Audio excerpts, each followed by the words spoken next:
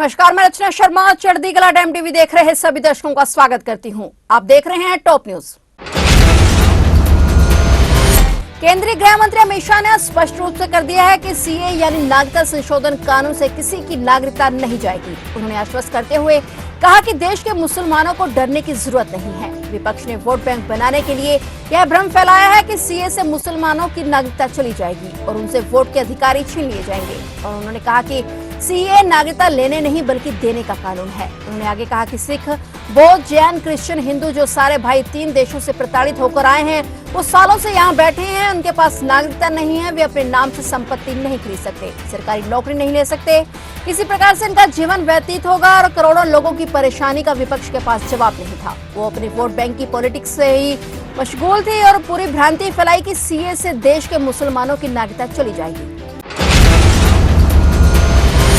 आयकर विभाग बुधवार सुबह से पश्चिम बंगाल के बिजली और आवास मंत्री अरूप विश्वास के छोटे भाई स्वरूप विश्वास के आवास पर बड़े पैमाने पर छापेमारी कर रहा है। केंद्रीय सशस्त्र पुलिस बल यानी सीआरपीएफ के जवानों के साथ आयकर अधिकारियों की एक टीम दक्षिण कोलकाता के न्यू अलीपुर स्थित स्वरूप विश्वास के आवास पर पहुंची। आवास के अलावा आयकर विभाग द्वारा 4 अन्य स्थानों पर भी छापेमारी की जा रही है, जो मुख्य रूप से दक्षिण कोलकाता में केंद्रित है। अधिकारी विश्वास के आवास और 2 रियल एस्टेट विकास संस्थानों इंडियन रियल एस्टेट और मल्टीकॉन रियल एस्टेट के कार्यालयों पर भी छापे के पीछे के सटीक कारणों के बारे में चुप्पी साधे हुए हैं। सूत्रों ने कहा कि इन दोनों संस्थाओं के खिलाफ फंड गबन की शिकायतें हैं, लेकिन आयकर अधिकारियों की ओर से इस बात का कोई संकेत नहीं मिला कि विश्वास का उनसे कोई संबंध है या नहीं।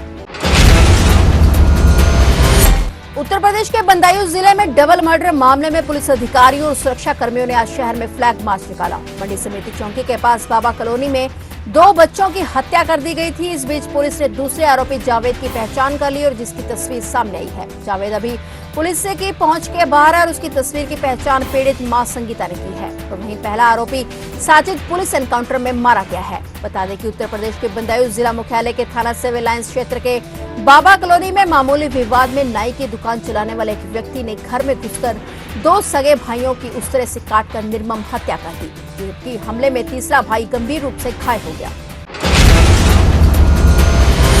वेस्ट उत्तर प्रदेश में बुधवार यानी आज से चुनावी बिगुल बज गया है। यहां की 8 लोकसभा सीटों के लिए नामांकन प्रक्रिया शुरू हो गई है। इसके लिए सभी सीटों पर प्रशासन ने तैयारी पूरी कर ली है। सभी जगह कलेक्ट्रेट परिसर में सुरक्षा व्यवस्था कड़ी रहेगी। पूरे इलाके में बैरिकेडिंग कराई गई है। सीसीटीवी की निगरानी में पूरी प्रक्रिया कराई जाएगी। इन 8 सीटों के लिए नामांकन प्रक्रिया 27 मार्च तक चलेगी। लोकसभा चुनाव के पहले चरण में वेस्ट यूपी की 8 सीटों सहारनपुर, कैराना, मुजफ्फरनगर, बिजनौर, नगीना, मुरादाबाद, रामपुर और पीलीभीत पर चुनाव होगा। इन सभी सीटों पर 20 मार्च को चुनाव की अधिसूचना जारी की जाएगी और इसी के साथ नामांकन शुरू हो जाएंगे। नामांकन का काम 27 मार्च तक चलेगा। नामांकन पत्रों की जांच 28 मार्च को होगी। नाम वापसी 30 मार्च को होगी। 19 अप्रैल को इन सीटों पर वोटिंग होगी। 17 अप्रैल की शाम 5 बजे चुनाव प्रचार बंद हो जाएगा। यूट्यूबर और बिग बॉस OTT 2 विजेता एल्विश यादव मामले में नोएडा पुलिस ने ईश्वर और विनय नाम के 2 और आरोपियों को गिरफ्तार किया है। एल्विश यादव की गिरफ्तारी के बाद पुलिस की जांच तेज हो गई है और ईश्वरी और विनय दोनों ही हरियाणा के रहने वाले हैं। यूट्यूबर एल्विश यादव की गिरफ्तारी के बाद पुलिस ने अपनी जांच को तेज कर दिया और मामले में कई और लोगों को गिरफ्तार कर सकते हैं और वो नोएडा पुलिस पूछताछ के लिए कई बड़े नामों को नोटिस दे सकती है। मामले में अब तक 7 लोगों को गिरफ्तार किया जा चुका है। 17 मार्च को एल्विश को 5 अन्य लोगों के साथ पुलिस ने गिरफ्तार कर लिया था और सभी पर वन्य जीव संरक्षण अधिनियम और भारतीय दंड संहिता की धारा 120 से आपराधिक साजिश के तहत आरोप लगाए गए थे। मरहूम गायक सिद्धू मूसेवाला के घर एक बार फिर खुशियों ने दस्तक दी है। रविवार सुबह बठिंडा के एक निजी अस्पताल में उनकी माता चरण कौर ने एक बेटे को जन्म दिया, जो IVF तकनीक के जरिए हुआ है। इसी बीच बड़ी खबर सामने आई है कि केंद्र सरकार ने माता चरण कौर की IVF की रिपोर्ट पंजाब सरकार से मांगी है। केंद्र सरकार ने पंजाब सरकार को पत्र लिखकर उक्त तकनीक के लिए माता चरण कौर की उम्र को लेकर सवाल किया है। कानून मुताबिक IVF तकनीक का इस्तेमाल 21 से 50 साल की उम्र तक किया जा सकता है, पर माता चरण कौर की उम्र 58 साल है। केंद्र ने पत्र में लिखा कि इस मामले की जांच करने और ART एक्ट 2021 के अनुसार इस मामले में की गई कार्रवाई की रिपोर्ट भेजी जाए। मणिपुर के चूड़ाचांदपुर जिले में एक राहत शिविर में अपने परिवार के साथ रह रहे 4 बच्चे नदी में डूब गए। पुलिस ने यह जानकारी दी।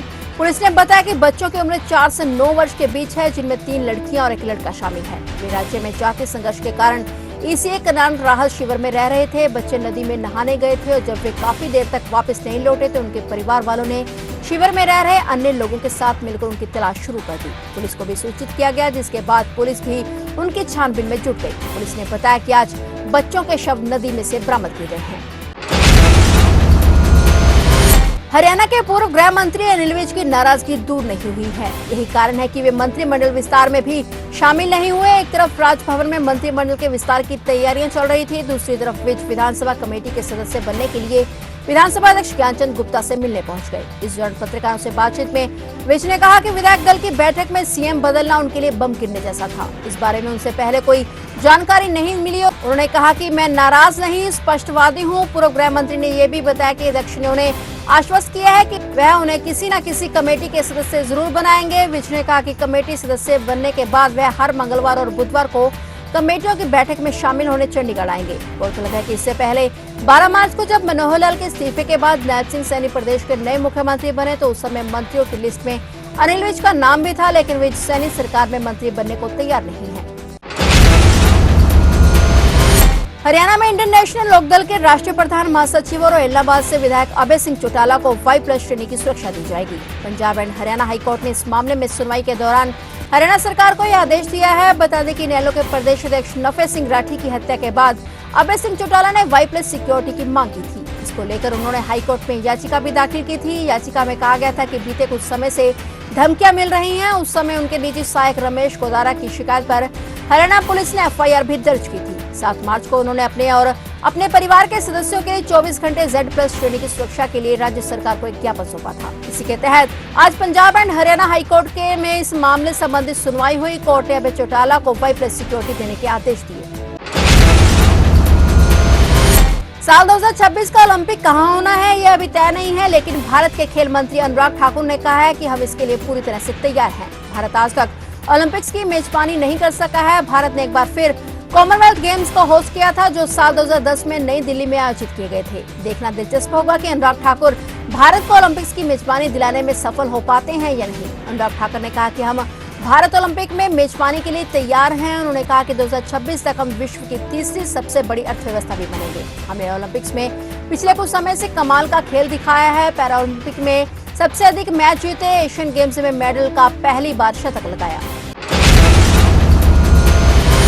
फिलहाल टॉप न्यूज में इतना ही और नए समाचारों के साथ फिर से हाजिर होंगे। तब तक के लिए देखते रहिए चढ़ती कला टाइम टीवी।